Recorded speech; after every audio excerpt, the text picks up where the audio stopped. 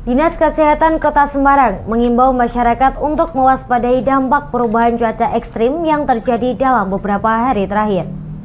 Kondisi ini dinilai berpotensi meningkatkan risiko gangguan kesehatan, terutama pada kelompok rentan seperti ibu hamil, balita, dan penderita penyakit penyerta. Dinas Kesehatan Kota Semarang menegaskan kelompok dengan penyakit penyerta atau komorbid menjadi prioritas utama yang harus dilindungi, terutama saat cuaca ekstrim. Berdasarkan data 3 tahun terakhir, terjadi kenaikan angka kesakitan pada kelompok rentan seperti ibu hamil, balita, dan penderita gangguan kesehatan jiwa. Meskipun kenaikan tersebut tidak signifikan, kewaspadaan tetap diperlukan. Kepala Dinas Kesehatan Kota Semarang, Abdul Hakam, menyarankan masyarakat membatasi aktivitas di luar ruangan antara pukul 10 pagi hingga 6 sore agar terhindar dari paparan sinar matahari langsung. Ia juga mengingatkan pentingnya menjaga hidrasi tubuh selama cuaca panas.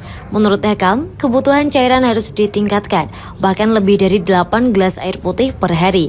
Keluhan yang sering muncul akibat dehidrasi antara lain nyeri pinggang dan gangguan buang air kecil. Mempunyai penyakit komorbid itu pasti akan menjadi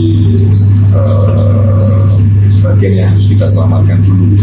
Nah, mereka ini kita sampaikan sama mereka supaya di dalam berkegiatan itu harus membatasi di atas jam 10 sampai jam 6 paling tidak mereka harus di dalam ruangan sehingga tidak langsung kena paparan sinar matahari. Nah, yang kedua,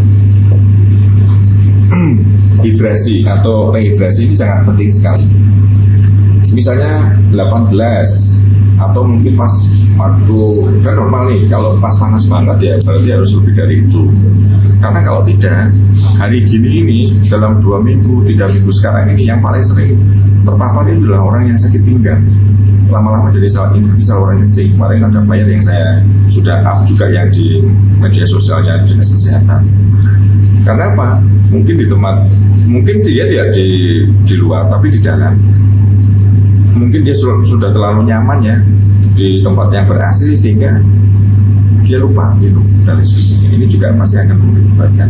Sehingga pertama yang harus kita lakukan adalah kita harus bisa ngelis kelompok rentan. Yang kedua, kita harus melakukan hidrasi sesering mungkin, minum air putih. Yang ketiga, kita harus menghindari minuman-minuman yang terlalu manis, ya, karena itu pasti nanti akan berisiko kalau dia orangnya diabetes, itu pasti akan jatuh ke ketoasidosis diabetika atau kegawatan dari hiperglikemia. Yang keempat,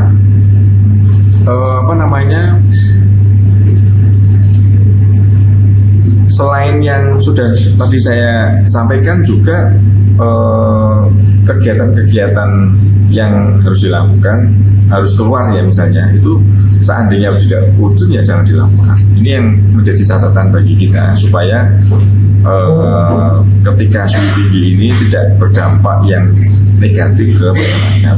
Nah, dampak negatif ke masyarakat yang dalam 3 tahun terakhir ini sudah yang kita sudah bisa hitung adalah di risiko angka kesakitan di ibu hamil sama balita, sama satu lagi adalah kesehatan jiwa. Itu angkanya walaupun tidak signifikan naik ya, tetapi angkanya itu ada kenaikan lah, nggak yang progresif tapi ya. Nah, di dalam teori juga sebetulnya kenaikan suhu 1 derajat Celcius itu menaikkan 1% juga dari kematian ibu.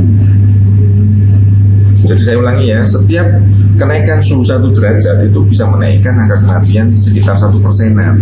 Ini yang juga sebetulnya kalau kita mitigasi dengan lincah tadi, maka kita akan mendapati kasus kematian ibu dan balita itu juga pasti akan meningkat atau tinggi. Itu yang harus kita lakukan mitigasi dengan lincah tadi.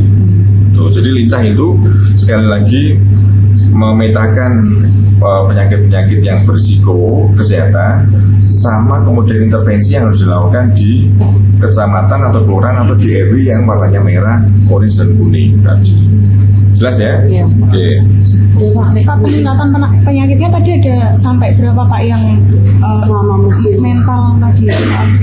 saya kalau juga kayak gitu nggak bisa. Pak dokter aku nggak.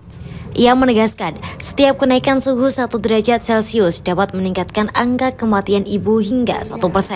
Untuk itu, Hakam mendorong upaya mitigasi cepat dan tepat di setiap wilayah agar dampak buruk cuaca ekstrim dapat ditekan.